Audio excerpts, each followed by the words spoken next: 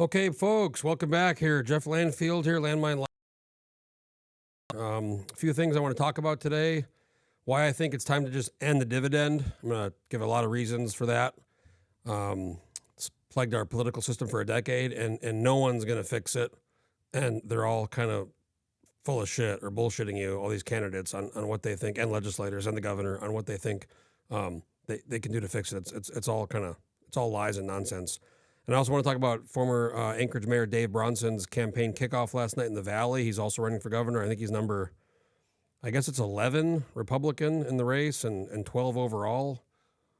Might be 13. I'm starting to lose track. I need to get a spreadsheet to track all these people. Before I start the live stream, I want to thank John Quick for being a sponsor of the live stream. John Quick down in Kenai. Big thanks to John for supporting me and independent journalism and the Landmine live stream here. Big fan of John. Want to again thank John for supporting and sponsoring the live stream. If you want to support the live stream or the podcast or buy an ad in the Landmine, get a hold of me. I can share the website analytics. I can go over the costs of sponsoring the live stream or the podcast.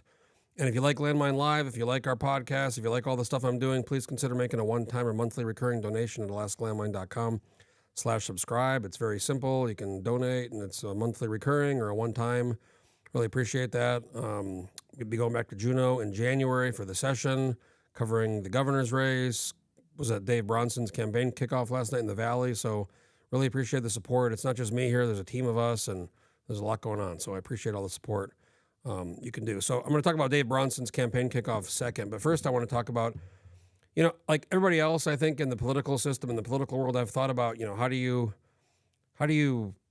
fix this? I mean, because the formula, I did a live stream last week or earlier this week about the full dividend is total nonsense. I call it the dividend delusion. It would cost this year $2.5 billion to pay. It's like almost half our revenues. It's basically like almost half the budget.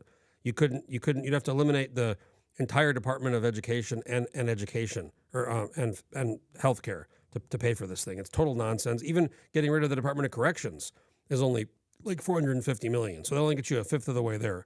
Or you have to do taxes, lots of income taxes, lots of sales taxes.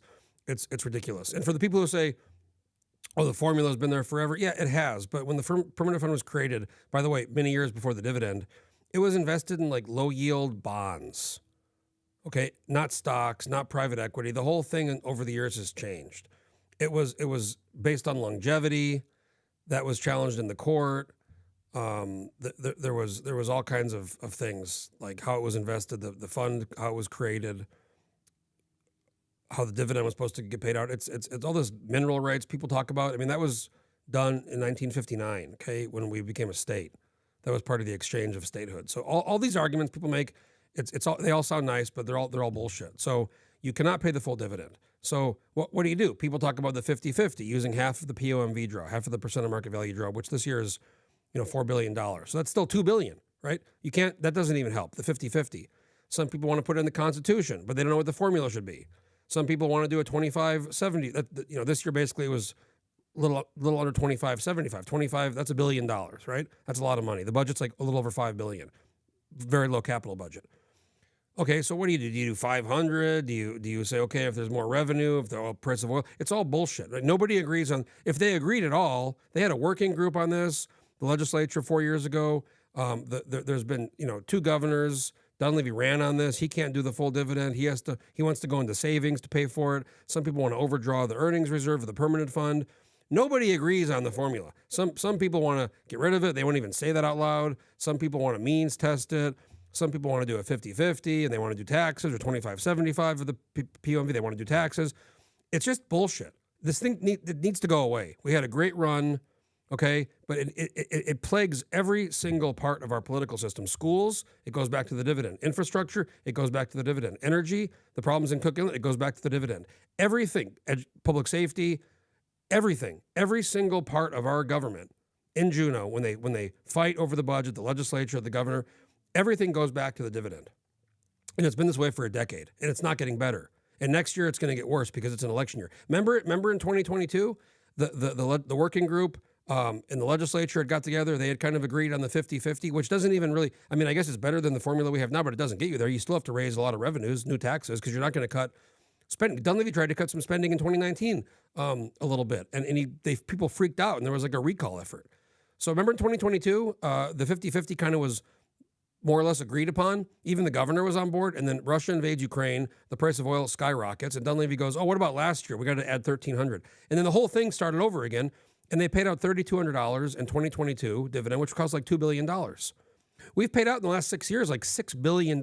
We could have built almost a Sitnawatana Dam, which would provide cheap hydroelectric power, 600 megawatts to the 80% of the population forever. We could have built bridges, tunnels, Kinnick Bridge, second Douglas Access Bridge. Who knows what kind of projects all over the state. Southeast, South Central, rural Alaska, all these things that could have been, schools could have been built, all these things. So you get rid of the dividend, and I do have a idea to not replace it, but I do have a very creative idea of what we could do to still make it fun and still engage all the residents who qualify, for the regular dividend. So I say just get rid of it. It's a cancer. It's a plague. The people who are supporting it, and I'm going to play a video here that Bernadette Wilson is out there saying some nonsense, and it's just nuts. It's just total lunacy. You can't cut to pay for it. You can't tax enough to pay for it. You have to do really, really high taxes. It's all nonsense. So anybody telling you that is either really confused and very misinformed, or worse, lying to you. Let's show the Bernadette Wilson here video from yesterday. Let me pull this baby up here. Let's go ahead and let me turn that. Make sure we can hear that. Let's watch this. Everyone, many of you woke up today to an extra $1,000 in your bank account. And for those of you who did not receive your permanent running for governor, she's running for governor, okay? Fund today, it is most certainly on its way here in the coming days. $1,000 when it should have been $4,000. For a family of four, that is a difference of $12,000. That's what you've been shortchanged. That is a down payment on a house for some people. Let's be very clear about something. It's not that this... She's not qualified. She's not qualified just based on this initial statement. She should be just disqualified from the race. State doesn't have the money. It's that legislators decided that they knew better where to spend your money. That's what happened, sure. To that point... Even the governor who introduced this full deal dividend suggested using half of the CBR, which only has about $3 billion in it.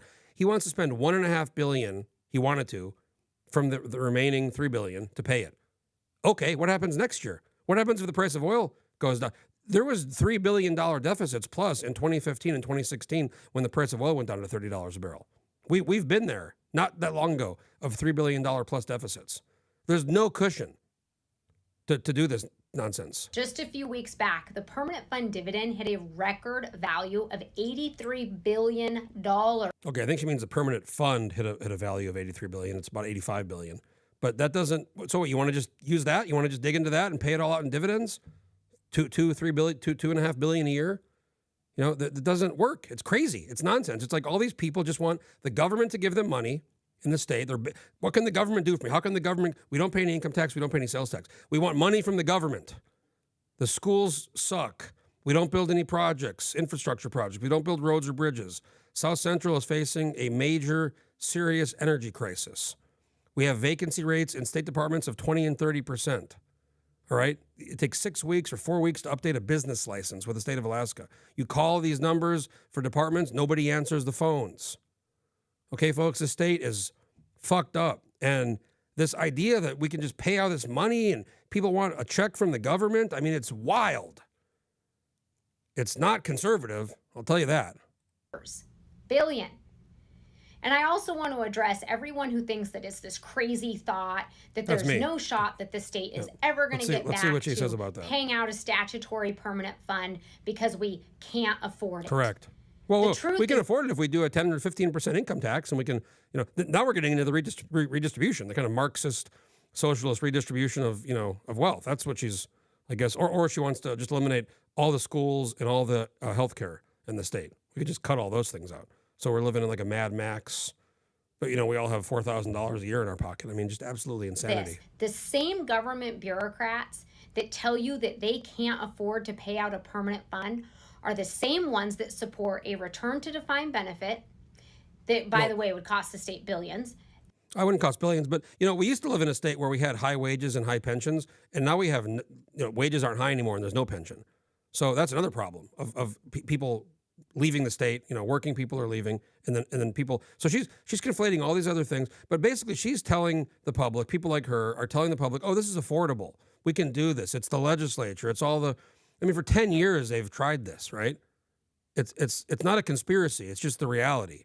But people like her say this stuff. They parrot this stuff. Let's watch the rest They're of it. the same ones that pass arbitrary spending packages right and left. And quite frankly, they're the same ones that sit on the sidelines while Department of Health sponsors LGBT doula classes and has a Okay, that's stupid. But what does it have to do with the dividend? That's stupid. Fine. We all agree that's dumb. I think most of us agree that's dumb. But what does it have to do with the dividend? It's just distraction, kind of demagoguery. It's the worst kind of populism. Bearded drag queen talking on suicide prevention. The way that we budget in this state is forcing departments to burn through cash because if they don't use it, they will lose it. Our university system most certainly could be consolidated, and the list goes on and on. It's a couple $100 million. Okay, we had to get to $2.5 billion. Be very clear. You're at a couple $100 million. Get rid of the university. I do not want to hear that we cannot afford a permanent fund. Well, you need to hear that because that's the reality. I can't even watch it. I can't even watch anymore. It's just this kind of nonsense. You have Craig Taylor who's running, who went on Channel 2 a few weeks ago. He did an interview. It was a good interview. I wish the guy, Will Courtney, good interviewer. I think he needs to maybe learn a little bit more. He could have done some really good follow-up questions. But, I mean, Craig Taylor basically said, oh, that's a hot potato. That's a real, that's a, what did he call it? That's a political football. Offered no solution of how to fix it or what to do or what his thoughts are, but did say we should put it in the Constitution. So he wants to put it he wants to enshrine it. This whatever he thinks we can afford to pay or not pay, because that's his solution. But again, it's a political football. It's a really tough one. It's a hot potato. I don't know. Maybe just get rid of the damn thing. Now I do have an idea of what to do to kind of, we'll call it replace it or kind of put something else in place. I'm going to call it for now, just as a holding term, the landfill lottery. Okay, this year it's $1,000. That's like $650 million. Let's take $100 million a year. You want to share the resource wealth, folks? I have an idea. We take $100 million a year. Okay, and then we do a lottery. We just like the PFD raffle. Everybody gets one ticket. Every Alaskan gets one ticket. Okay, and if you have to qualify, just like you qualify for the regular dividend. Now we're gonna do. We'll do like maybe $1,000, $10,000 prizes. We'll do $5,000, $25,000 prizes. We'll lock in some $50,000, maybe $1,000, $50,000, and then we'll have some millions. We'll do $300 or $400 million. So basically, we'll give out big money out once a year. We'll have a lottery. We'll do it live. The big prizes, we'll draw them out of the hat or the machine, and then it's life-changing money. We're still going to share the wealth a little bit. We're going to have an option, and trust me, we're going to give out. It'll be probably 10,000 winners a year. You get one ticket each, one entry each, just like the dividend. It goes into the big machine, and we draw it out, and then. I guarantee either somebody is going to win or somebody you're going to win or somebody is going to win. It's a small state. There's about 640,000 people a year, doing the dividend. So, and then, if you don't want to apply for it, if you don't want to be in the lottery, if you think it's stupid, fine, don't do it. But that's the replacement. We do the landfill lottery. We can call it something else, but for now, you just take $100 million, which is doable. It takes this issue away, the dividend from the legislature and the governor and all these people. I mean, I'm telling you, I've been in these meetings. I know these people. I know how they work. They have consultants and campaign advisors, and they get into a room and they say, okay, what do I do on the dividend? And they say, okay, well, don't let's figure out what to say where you want to pay it, but don't say too much, and don't promise anything, but make sure to say we have to pay it. And just don't make any kind of specific, because that's a hot issue. So we can't say anything. So the result is nobody says really anything other than, well, I support the biggest dividend we can pay, or I support the statutory dividend, or I support taking it out of the government's hands and putting it in the it's all bullshit, because that's not going to happen. This year is 1,000. That barely happened. Next year is an election year. Oil's in the 60s. Let's say if it stays in the 60s, it's going to be tough. Maybe it goes up like it did in 2022, and maybe they pay out some deal. They take all the windfall and just pay it out instead of investing anything in the state, or God forbid, building any projects. Or maybe the price of oil crashes. Maybe it goes down to 40. Trump's talking about 40, right? That's bad. That's no dividend, and that's used some of the savings we have left, because nobody's going to want to institute taxes in an election year. So it's really screwed up. And these people who are promising the big dividend, the statutory dividend, the biggest dividend we can afford, I mean, it's just all nonsense. So just know that whenever somebody says that, they're lying to you. They're either confused, misinformed, or just straight up think you're stupid, and they want to promise you that, and then they want to, when they don't get it to you, they're going to blame somebody else. It's a plague. It's a cancer. It's basically an entitlement. It's nothing more than an entitlement. And all the arguments about mineral rights and this and that and it's just all nonsense. Okay, it's all bullshit, and it really doesn't make any sense at all. So all these people who are promoting the dividend delusion, I mean, I think they should just be disqualified off the bat. I mean, obviously we can't do that, but voters should disqualify them off the bat. Get rid of the dividend, end it. We'll all be a lot better off, and then we can have the Landfield Lottery take $100 million a year, and we give away a lot of money, big prizes. It'd be a lot of fun. I mean, think about that. Think about winning 10,000 or 25,000 or 100 or $1 million. Holy shit, that'd be fun. I want to talk about Dave Bronson, former mayor of Anchorage. He filed a few weeks ago, didn't tell anybody what he was doing. It was kind of weird. We all figured he was running for governor. He had an event last night in the Valley. That's where a lot of people are having their campaign kickoffs now. That's where Bernadette Wilson announced Mike Shower a few weeks ago at the Susitna Brewing in Big Lake. So they were at some hangar on some lake out by Pittman Road. Really nice hangar, really nice lake. I got to say, the first thing I want to say is, compared to the Bernadette Shower event where they basically demanded your biometrics to get in the door, it was like they wanted your name, email address, phone number, mailing address. I mean, they wouldn't let you in the door without giving that stuff. It was really weird at the Bernadette Wilson Mike Shower event. And then when you got in there, they had a bar. It was Susitna Brewing. And then as soon as the event started, they closed the bar. I talked about this. And then they had two bartenders working, and they couldn't serve drinks. They were told they couldn't serve drinks during the event. It was bizarre. Now Bronson over here, let me tell you, we'll get into the content of what he said, but here's the picture. There was a nice bar there. There was some kind of craft, homemade, like moonshine. That baby was open for the whole thing. And then you walked in, and there was no biometric registration required. And I will say the difference, too, it's a little more folksy. There was a nice crowd there, maybe 100 people. When you walked in, you could see Dave. They delayed it by 30 minutes. There was a car accident on the highway. But he was sitting there talking to some folks. You know, Bernadette's was like, she was never there. They started the event. They had all these people, and Byron Donalds from Florida, congressman, and they had different people coming up. And then they had it felt like a rally, but it was only like 50 people. And then when she came up, they played music, and she walked out. And it was just this kind of very produced thing, which I mean, if there's 1,000 people, or, like when Trump was here and UAA, the sports center in 2022, I guess that was for Sarah Palin and Chewbacca. I mean, yeah, that's a rally. Sure. Do all the stuff. Dave came up. It was kind of, they started it. Alexis Johnson introduced him. They did play a little Rocky theme song, which was kind of, timing wasn't great, but it was fine. He got up and he spoke. He did an okay job. I mean, he it's interesting, Dave probably has more name recognition than all the other Republicans combined. I mean, he was mayor for 3 years, and look, I was very critical of Dave. There was a lot of things, the fluoride, the assembly stuff, the homelessness problems, the psycho lunatic sociopath Sue Happy Amy Demboski was in there. That was like mistake number one. There was the Joe Gerace guy who had a fake resume. I mean, there's all these things that he did. But I mean, I like Dave. I like Dave as a person. I think he's a good person. He was a pilot, a military guy. He really, really struggled as mayor.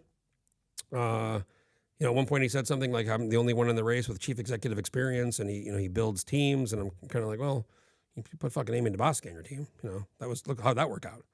She sued him, because she called Rochelle Alger in a work meeting a cunt, and then thought that was not grounds to get fired over. And then she's on her. I don't listen to a radio show. I can't stand the voice, but apparently she's got the goods on Dave, and she's a narcissist and a sociopath, and she claims she has all these like files on people. Total lunatic. But it was a good event. There was his wife was there, Larry Baker was there, some of his other staff were there. There was a bunch of people I didn't really know, kind of Valley people. He, I think he said he tried. He tried to say some things that there were some weird things. He touched into the kind of the transgender issue a little bit. Let's just go through the tweets here. Follow my Twitter if you want to see what's going on.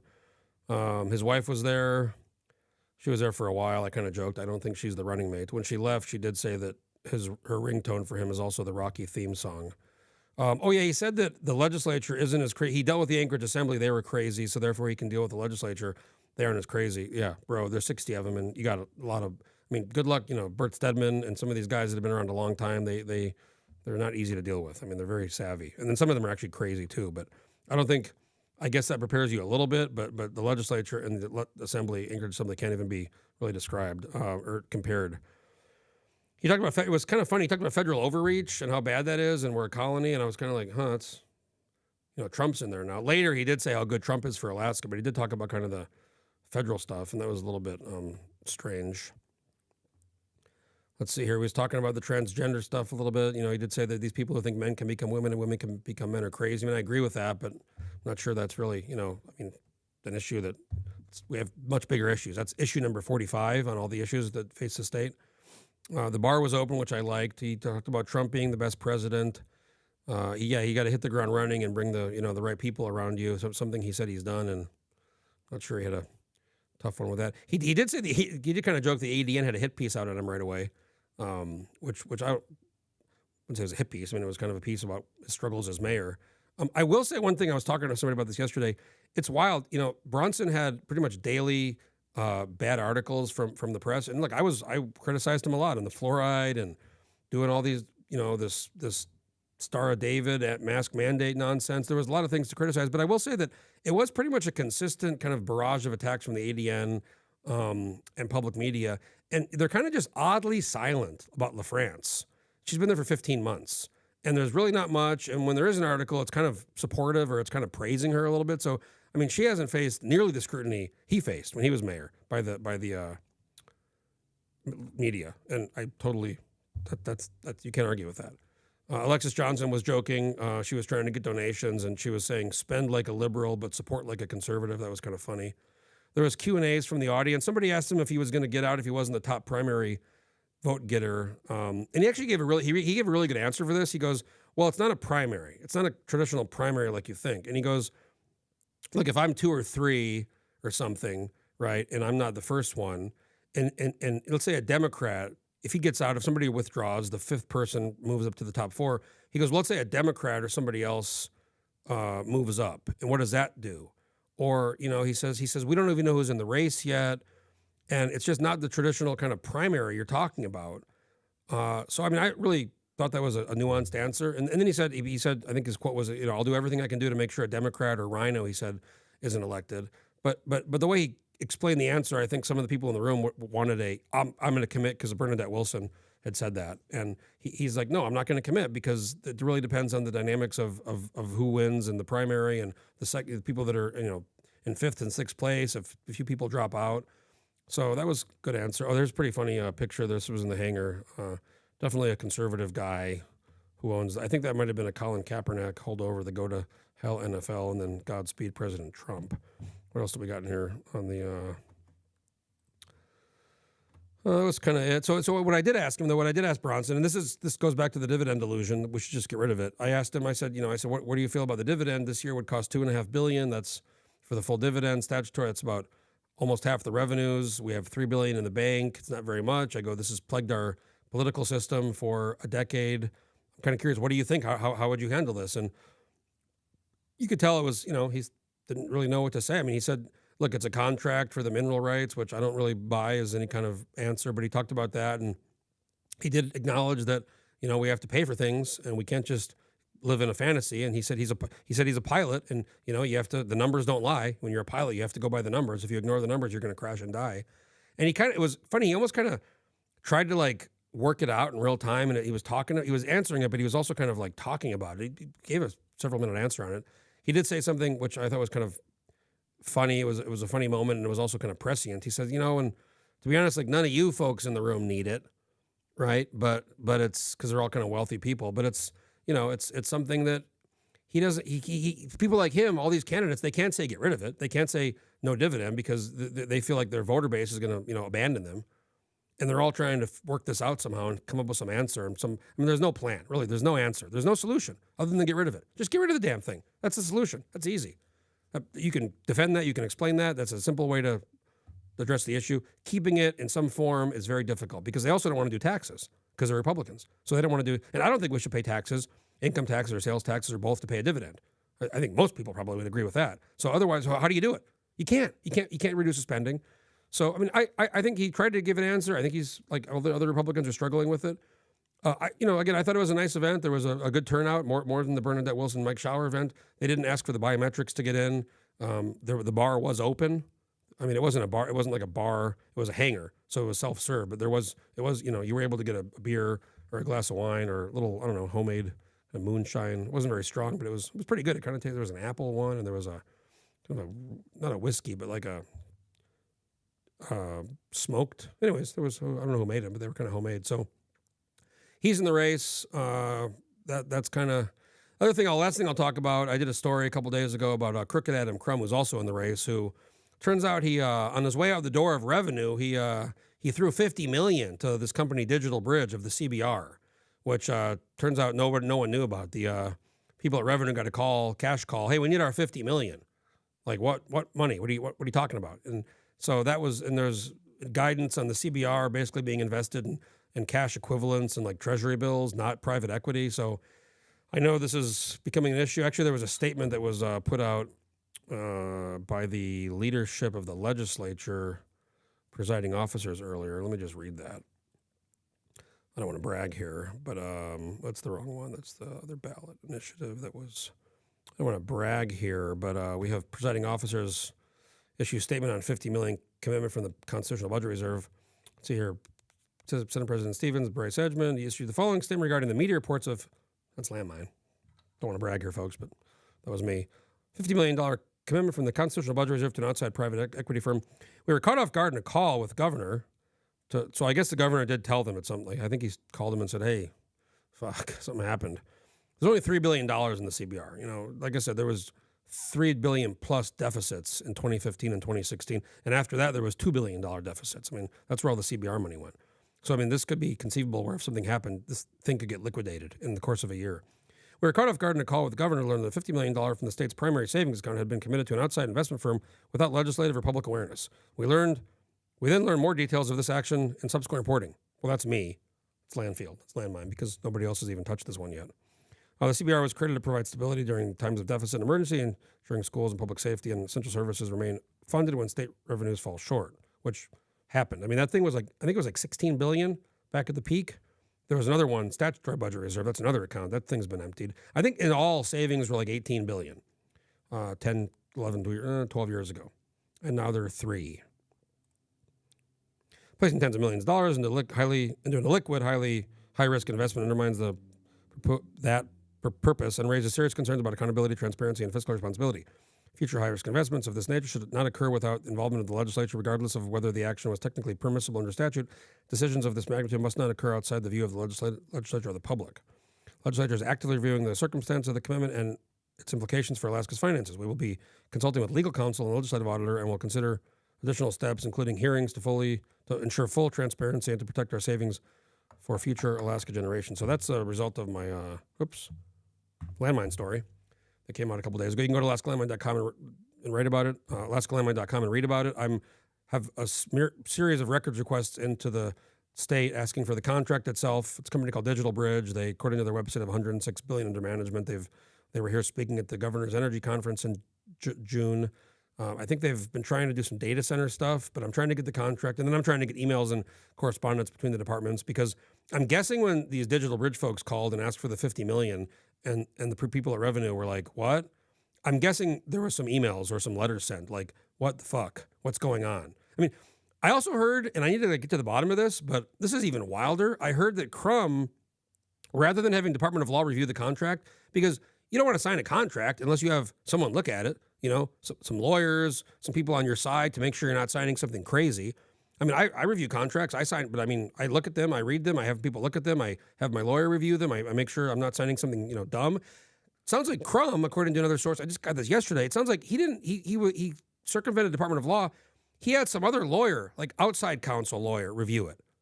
So what I want to know is, how does this work when you sign a contract? Like if I sign a contract, I have a computer, I've got a file, I've got a folder, a landmine or political report, you know, contract signed.